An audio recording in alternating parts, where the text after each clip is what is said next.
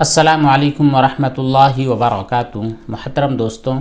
بہت سارے لوگوں کے سوالات آج کے سیشن میں پک کیے گئے ہیں، ان کے جوابات انشاءاللہ ہم آپ کے سامنے پیش کریں گے۔ جن کے سوالوں کے جوابات ابھی تک نہیں ملے ہیں تو وہ انتظار کریں۔ آپ کے سوالات جمع کیے جا رہے ہیں، پک کیے جا رہے ہیں، ان کا مطالعہ کیا جا رہا ہے۔ جب بھی آپ کے سوالوں کا سولوشن مل جائے گا انشاءاللہ فوراً اس کا ویڈیو بنا کر ویڈیو اور کمنٹ باکس کے ذریعے آپ کی خدمت میں ضرور پیش کیا جائے گا۔ بہرحال آج جن لوگوں کے سوالات پک کیے گئے ہیں ان میں سب سے پہلے ہیں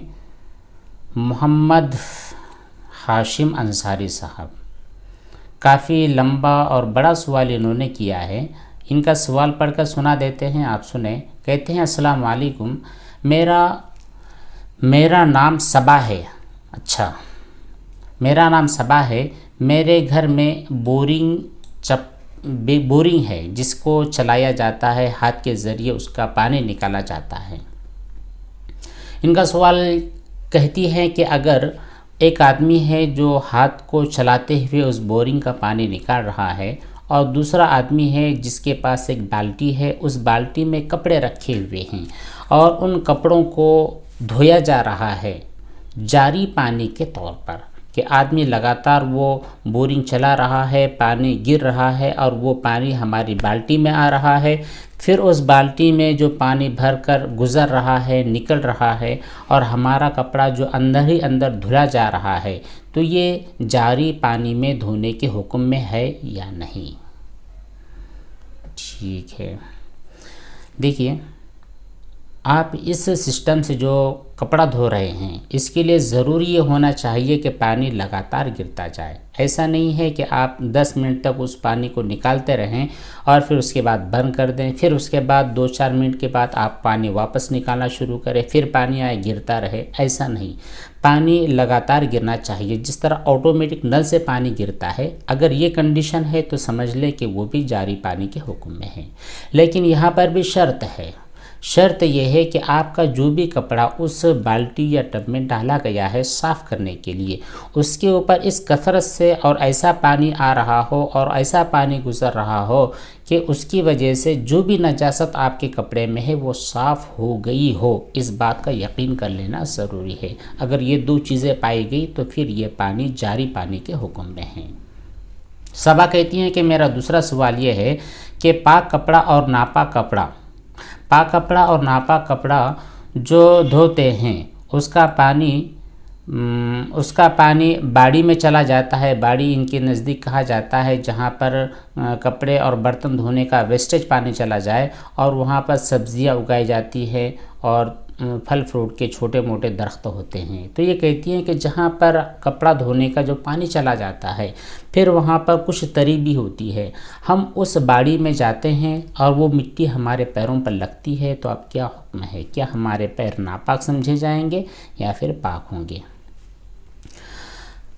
دیکھیے آپ نے اس پانی کو بہا دیا ہے، بہانے کی وجہ سے اب وہ کسی جگہ جمع ہوا ہے یا کسی کھیت کھلیان میں چلا گیا ہے، تو وہ جو آپ کی زمین ہے اس زمین کے اوپر ڈالا گیا جو ناپاک پانی تھا وہ بھی آف کورس ناپاک ہی ہے۔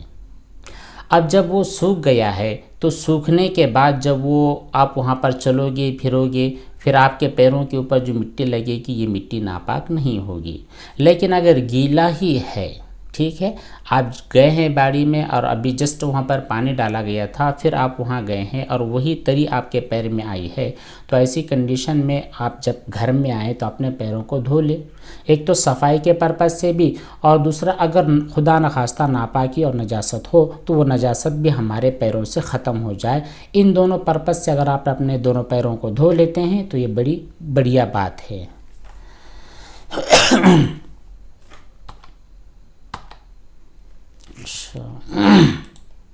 اگلا سوال کیا ہے فوزیہ شارق نے، کہتی ہیں السلام علیکم مفتی صاحب، کیا بچے کی پیدائش کے بعد 40 دن کے بعد بچے کو بھی غسل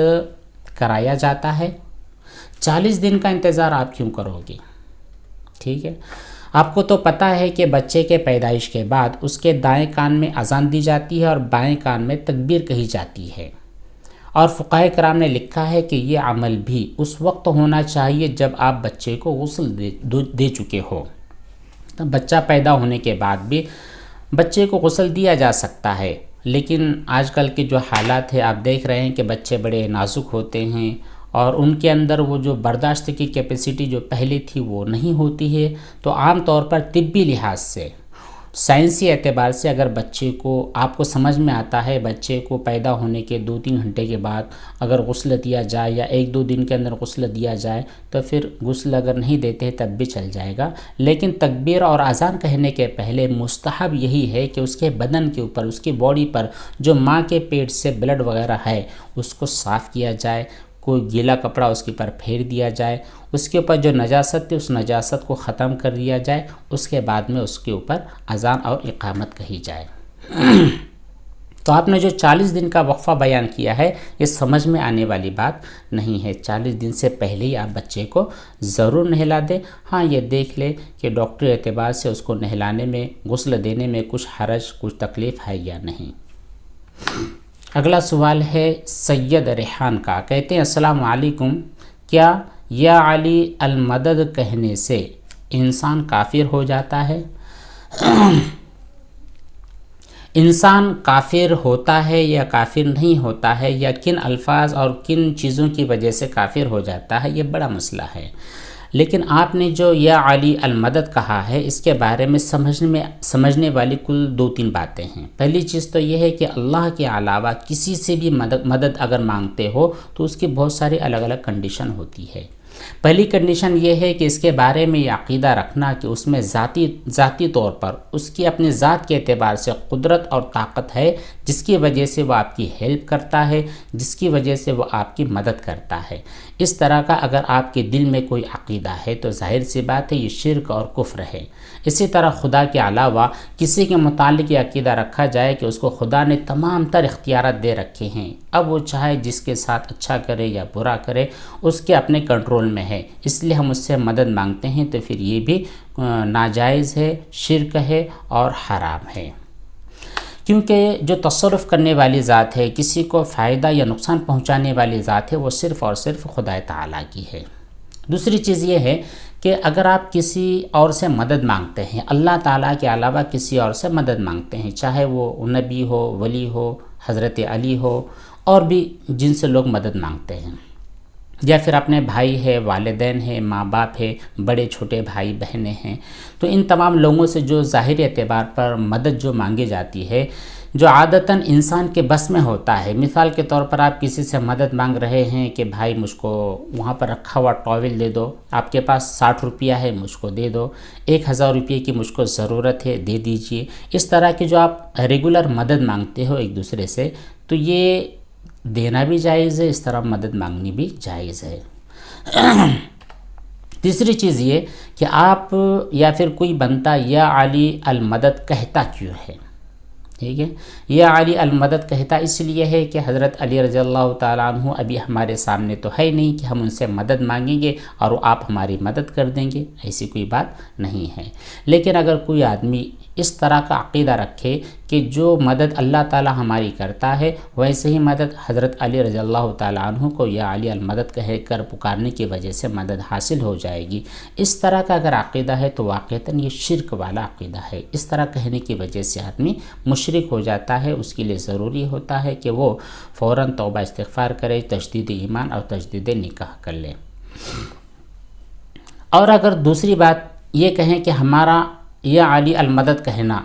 شرک کے اعتبار سے نہیں ہے اور ہم حضرت علی کو مختار کل سمجھتے ہوئے مدد بھی نہیں مانگتے، بس یوں ہی مانگتے ہیں، یوں ہی کہتے ہیں، یا علی المدد کے اندر ہمارا شرکی اور کفریہ کوئی نظریہ ہوتا نہیں ہے، تو پھر صحیح ہے یا نہیں؟ تو یہ بھی بات سمجھ لیں کہ یہ الفاظ آپ کو شرک کے وہم میں مبتلا کر سکتے ہیں۔ ٹھیک ہے، شرک تو نہیں ہے، اگر آپ نے ان کو باقاعدہ شرکی عقیدے کے ساتھ نہیں پکارا تو شرک نہیں ہے، لیکن شرکیہ وہم آپ کے دماغ میں پیدا ہو سکتا ہے، پھر شیطان دھیرے دھیرے آپ کو غلط نظریات کی طرف راغب بھی کر سکتا ہے، اس لیے یا علی المدد کہنے سے آپ کو بچنا ہے۔ اس کے بعد اگلا سوال ہے ہسٹوری آف اسلام کا، کہتے ہیں السلام علیکم سر، مجھے بہت وہم ہوتا ہے، میں بہت زیادہ پریشان ہوں، دل بہت کرتا ہے کہ وہم کی طرف بالکل دھیان نہ دوں، پر دماغ بہت خراب ہو جاتا ہے۔ جب تک وہ کام نہ کر لوں تب تک مجھ کو ہر چیز صاف سمجھ میں نہیں آتی ہے، ہر چیز مجھ کو صاف کرنی پڑتی ہے وغیرہ وغیرہ۔ دیکھیے اللہ تعالیٰ آپ کو صحت دے، شفا دے۔ یہ جو وہم اور وسوسے کا مرض آپ کے دماغ میں جڑ پکڑ چکا ہے، آپ اس کو دور کریں، ٹھیک ہے؟ آپ اس کو اگنور کریں، اس کی طرف آپ کو دھیان نہیں دینا ہے۔ دھیرے دھیرے آپ اس طرح کی پریکٹس کرو گے تو انشاءاللہ آپ کامیاب ہو جاؤ گے، لیکن جب تک آپ خود مضبوط نہیں بنو گے، خود اپنے اندر اس بیماری سے لڑنے کی طاقت پیدا نہیں کرو گے، تب تک کوئی بھی چیز آپ کو بچا نہیں سکتی ہے۔ آپ اللہ تعالیٰ سے مدد طلب کرتے رہیں، کثرت سے لا حول ولا قوت الا باللہ العلی العظیم کا ورد کریں۔ ہم بھی آپ کے لیے دعا کرتے ہیں، تمام سامعین اور ناظرین سے بھی آپ کے لیے دعاؤں کی درخواست کرتے ہیں۔ عبداللہ عمران صاحب کا سوال ہے، السلام علیکم، گیلا ناپاک کپڑا ہیٹر پر رکھنے کی وجہ سے اس کی جو بھاپ ہوتی ہے وہ اڑ کر ہاتھوں اور کپڑوں پر لگ جائے تو کیا وہ ناپاک ہو جائے گا؟ پلیز بتائیے گا، بہت ٹینشن ہوتی ہے۔ وہ جو ناپاک کپڑا تھا پہلے آپ اس کو صاف کر لیں۔ یہ کپڑا ہے،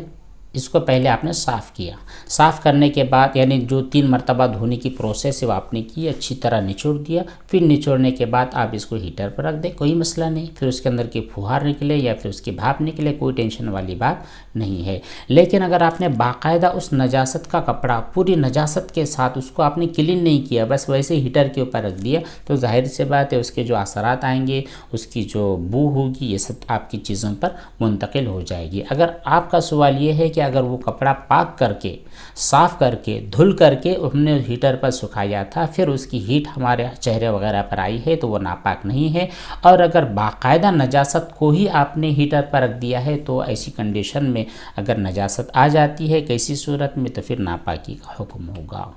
فوزیہ شارق کا سوال ہے، السلام علیکم مفتی صاحب، کیا اگر فرش پر کچھ بچے کی پوٹی، پیشاب وغیرہ لگ جاتی ہے تو 3